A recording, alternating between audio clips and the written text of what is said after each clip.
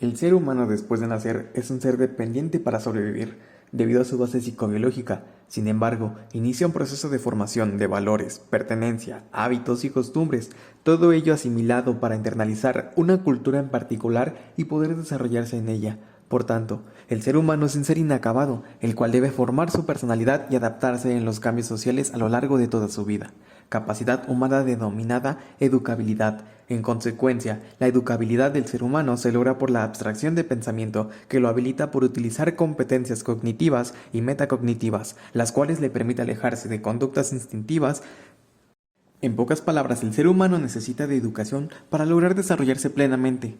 Se denomina educación a la facilitación del aprendizaje o de la obtención de conocimientos, habilidades, valores y hábitos en un grupo humano determinado, por parte de otras personas más versadas en el asunto enseñado y empleando diversas técnicas de la pedagogía, que a su vez a la pedagogía puede definirse como el arte y ciencia de enseñar enfocada a los niños por su connotación histórica, donde el pedagogo era una clase de esclavo que estaba a cargo del acompañamiento escolar de los niños.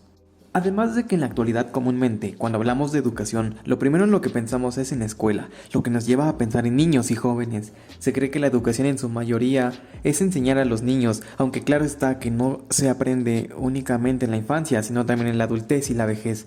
De ahí que surja la importancia de un enfoque más orientado a la adultez, conocido como andragogía, en oposición a la pedagogía, de los cuales provienen de términos griegos paidos, que significa niño, y agogos, que significa guía de. La andragogía proviene de la acepción andros, que significa hombre.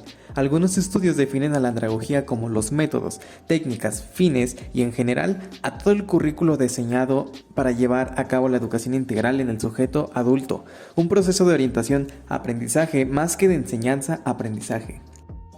Siguiendo con esa idea sobre el aprendizaje a lo largo de la vida, debemos tener en cuenta que el aprendizaje no es algo exclusivo de un salón de clases, puesto que existen tres tipos de aprendizaje: el aprendizaje formal, el no formal e informal. El aprendizaje formal se produce como resultado de experiencias en un instituto de educación o formación, con objetivos estructurados de aprendizaje, horarios y apoyo al aprendizaje que conduce a la certificación.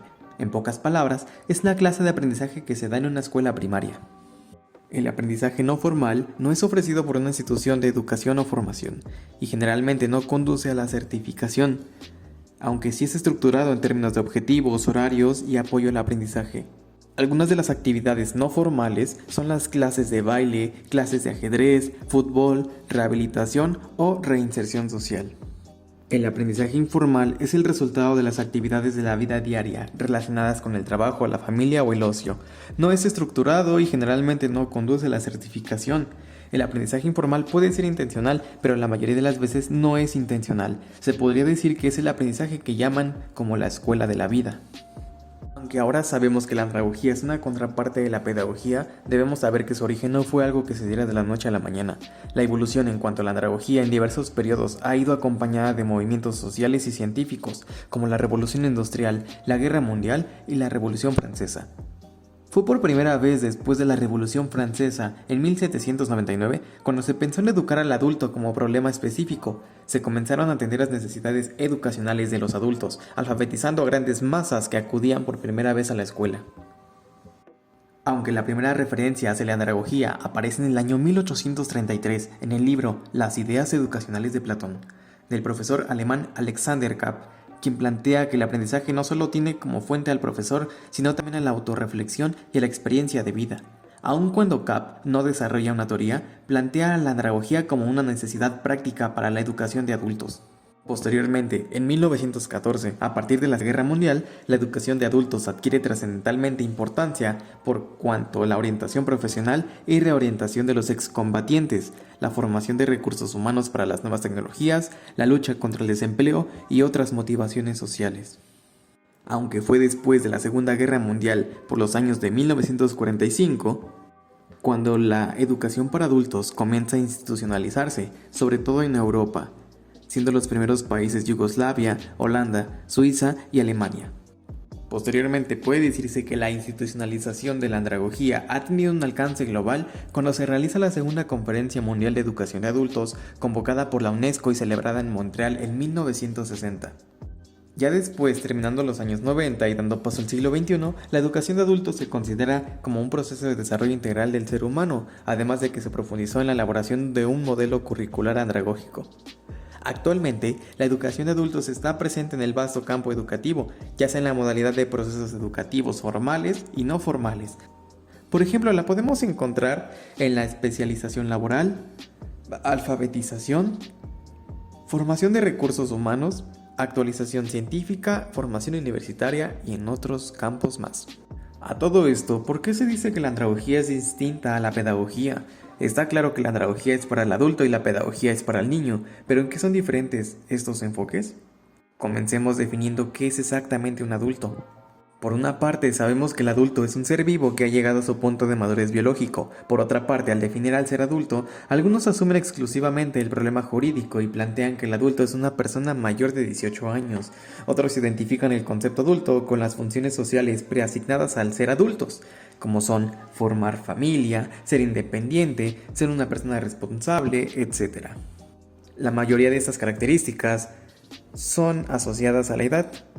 Que algunos piensan que con el paso del tiempo las personas van perdiendo su capacidad de aprender. No estamos en edad de aprender, dicen. Realmente muchas funciones relacionadas con la comprensión y el vocabulario relacionadas con la experiencia, en vez de deteriorarse, se perfeccionan. A diferencia del niño, el adulto como individuo maduro manifiesta las siguientes características. Número 1. Un autoconcepto. Este autoconcepto lleva al adulto a ser guiado por su propia voluntad. Le permite saber que en él mismo está la responsabilidad de su crecimiento y de su vida, al dar el primer paso al decidirse participar en el proceso de aprendizaje. Número 2. Experiencia del adulto. Los adultos, independientemente de la edad, han acumulado gran riqueza de experiencias que se convierten en importantes recursos de aprendizaje y al mismo tiempo se convierten en una plataforma para desarrollar nuevos aprendizajes para sí mismos. Es algo similar a la teoría de los aprendizajes significativos, donde saberes previos ayudan a conectar con nuevos conocimientos. Número 3. Prisa por aprender. Los adultos están dispuestos a aprender cosas que necesitan saber o hacer, para así cumplir con sus papeles en la sociedad, laboralmente como trabajadores, esposos, padres o madres. La rapidez en aprender se orienta cada vez más para las tareas en el desarrollo de papeles y responsabilidades sociales. Número 4. Orientación por el aprendizaje. Mientras los niños tienen una orientación centrada en aprender para poder pasar sus materias, los adultos por otra parte tienen una tendencia a mantener una orientación centrada en situaciones, problemas, decisiones y mejoras permanentes. Los adultos buscan los conocimientos para desarrollar las habilidades que necesitan aplicar en situaciones o problemas a los que se confrontan en la vida real, es decir, en actividades y labores cotidianas. Un adulto siempre se preguntará, ¿y esto para qué me sirve a mí? La perspectiva de un adulto cambia hacia individuos que buscan conocimientos para una aplicación de manera inmediata. Número 5. Motivación por aprender. Los adultos están más motivados por aprender por sus propios factores internos, tales como desarrollo de la autoestima, recompensas como sueldos, ascensos, necesidades evolucionadas. La motivación suele ser uno de los aspectos principales porque cabe resaltar que el adulto se encuentra con la libertad de abandonar sus estudios cuando él quiera. A diferencia de un niño que muchas veces es obligado por sus mayores a ir a la escuela aun cuando él no quiera ir. Por otro lado, convendría hablar del profesor, quien desde un punto tradicional es quien posee el conocimiento y lo imparte, mientras que en el modelo andragógico el docente es un facilitador, pues la educación del adulto será dirigida por un individuo que se le podría llamar facilitador del aprendizaje. Siguiendo al docente tras este término de facilitador, se puede dar cuenta de que el papel tradicional del docente de enseñar saberes que el alumno solo recibirá pasivamente no aplica aquí. Pues recordemos que el adulto lleva consigo una carga experiencial, y debe ser llevado al conocimiento de diferente manera. Además, el trato que tiene el facilitador a los alumnos adultos es muy diferente al que tendrá un profesor con alumnos niños. El facilitador debe contar con distintas características actitudinales, autenticidad, consideración positiva y comprensión empática. Es decir, el facilitador funge como orientador de los aprendizajes, evitando el autoritarismo o superioridad, logrando un ambiente de libertad entre los alumnos. También recordando la motivación del estudiante, el facilitador se basa en los deseos de cada alumno para mantener en pie esa motivación, para el alcance de los objetivos propios de cada estudiante. El facilitador del aprendizaje debe ser un sujeto capaz de proporcionar un balance cognitivo-emocional, pues deberá ser empático con sus alumnos, sus problemas, sus metas, sus motivaciones. De ese modo se podrá construir una relación de confianza y amabilidad entre los estudiantes, pero no debe dejar de lado la adquisición del aprendizaje más allá de una relación amistosa con el alumno. Además, no solo aprende el alumno del facilitador, pues el facilitador está frente a un grupo de personas que tienen un gran cúmulo de experiencia, de la cual también se puede aprender. En pocas palabras, la andragogía aporta mayor autonomía a los adultos, pues adquieren habilidades y conocimientos que mejoran su calidad de vida. Abren un camino de oportunidades que antes no tenían, siendo orientados al aprendizaje a través de la motivación y de la experiencia individual, logrando transformar muchas vidas con el simple hecho de hacer que el otro aprenda a leer, a escribir y hasta utilizar la computadora.